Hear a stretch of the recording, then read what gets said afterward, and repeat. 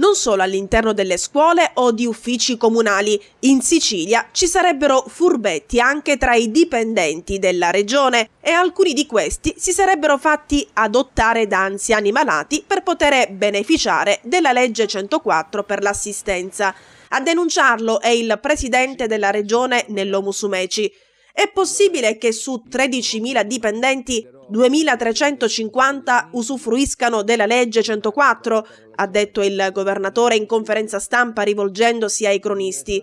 Insomma, secondo quanto emerso nel corso dell'incontro tra Musumeci e la stampa, pare che tra i dipendenti regionali che beneficiano della legge 104 per assistere i congiunti malati ci sarebbe chi addirittura si sarebbe fatto adottare per usufruire dei benefici.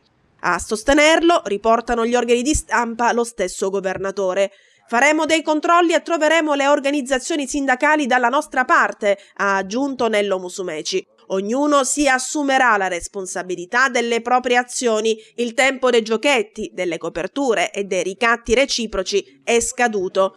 Il presidente ha spiegato che il governo sta lavorando sul fronte del personale dipendente della regione. Oltre al caso delle 104, Musumeci ha evidenziato altre realtà o piuttosto criticità relative ai dipendenti dell'ente regionale. Di questi, ha spiegato in conferenza stampa, 2.600 sono dirigenti sindacali e non possono essere distaccati.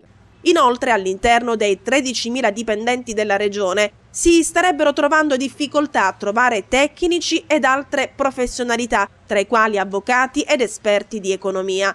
Si pensi che non possiamo trasferire personale da un ufficio all'altro oltre i 50 chilometri, ha affermato Musumeci, e che tra 2 anni andranno in pensione altri 3.000 dipendenti. Il rischio paventato è dunque che al momento del pensionamento di questo personale, e se non si provvederà con nuove assunzioni, si rischia una paralisi del comparto burocratico.